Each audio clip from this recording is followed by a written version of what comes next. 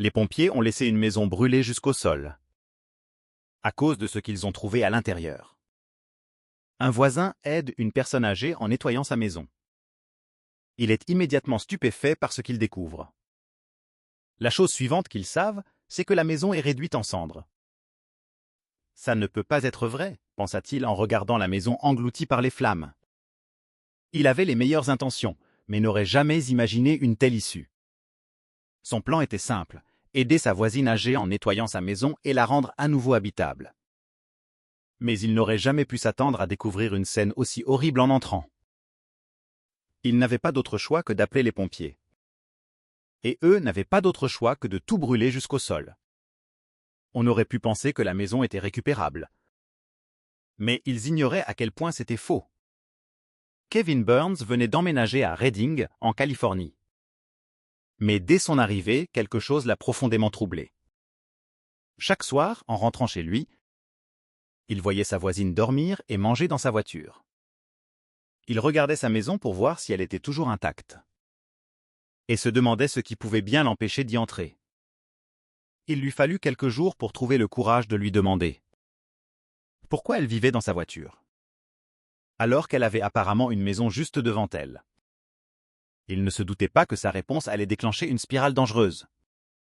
Ruth Ratliff, une femme de 68 ans, vivait effectivement dans sa voiture. Mais Burns n'arrivait pas à comprendre pourquoi. Un jour, alors que les températures baissaient et que l'automne approchait, il n'en pouvait plus, il devait savoir. « Ça m'a brisé le cœur », confia-t-il à une chaîne d'information après leur conversation. Une femme de 68 ans assise ici par des températures négatives, ce n'est pas normal. Il était déterminé à l'aider.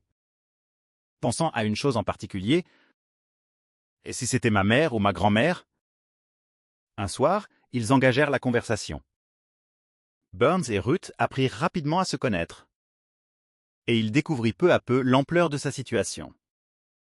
Ruth n'avait ni électricité ni eau courante dans sa maison. Mais Burns savait que cela ne pouvait pas être toute l'histoire, car ces problèmes-là pouvaient être réparés. Il ne voulait pas la brusquer.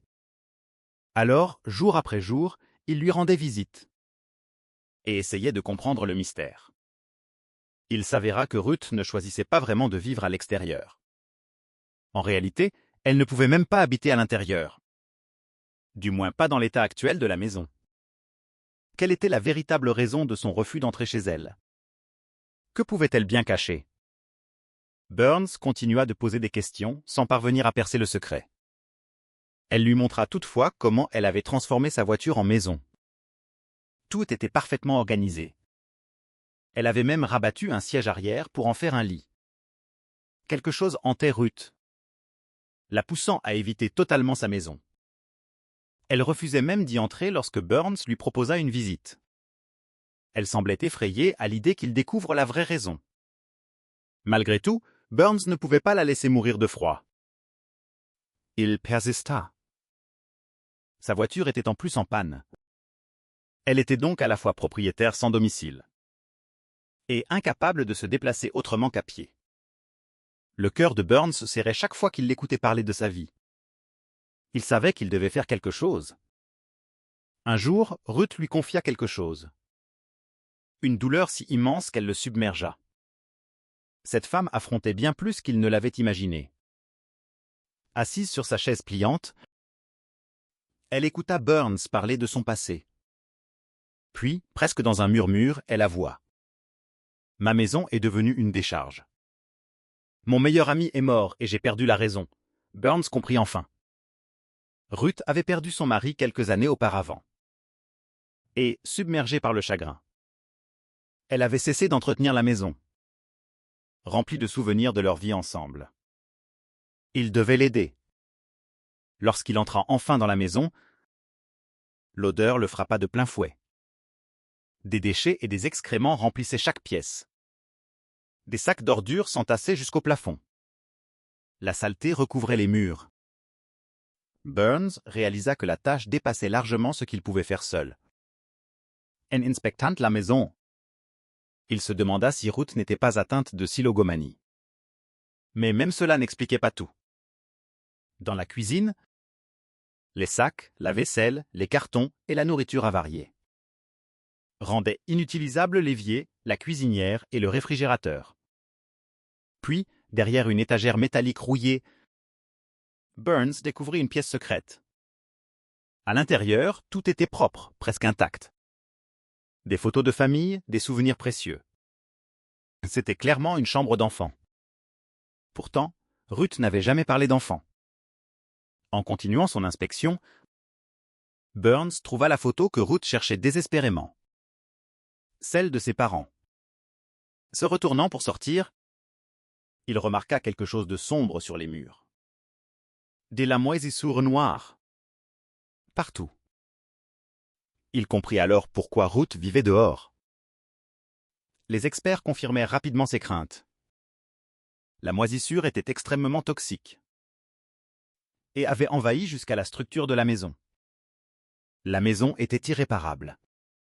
Sans assurance, la seule solution était de faire appel aux pompiers. Pour éviter toute contamination du voisinage, la maison devait être détruite. Ruth récupéra une dernière chose, la photo de ses parents. Puis les flammes engloutirent la maison. Burns fut submergé par la culpabilité. Il avait voulu aider, et il venait de rendre une femme sans abri. Alors il mobilisa tout le quartier. Il lança une collecte en ligne. Les dons affluèrent. Une organisation à but non lucratif entendit parler de l'histoire et proposa à Ruth une place dans une résidence pour seniors, près de chez Burns. Ruth retrouva sa dignité, sa sécurité et un avenir paisible. La chambre secrète, expliqua-t-elle plus tard, avait été la sienne lorsqu'elle était enfant. N'ayant jamais pu avoir d'enfant, elle avait scellé cette pièce avec sa douleur. Grâce à Burns, elle put enfin laisser le passé derrière elle et regarder vers l'avenir. 2 étrangers étaient devenus une famille, et toute une communauté avait appris à prendre soin les uns des autres. Au final, ce qui avait commencé comme un simple geste de bonté a tout changé. Ruth a perdu sa maison, mais elle n'a pas perdu son avenir. Grâce au soutien de ses voisins, elle a retrouvé un endroit sûr où vivre, des soins adaptés et sa dignité. La décision de Kevin a uni toute une communauté. Les dons ont afflué, des inconnus se sont mobilisés, et Ruth n'a plus eu à affronter la vie seule.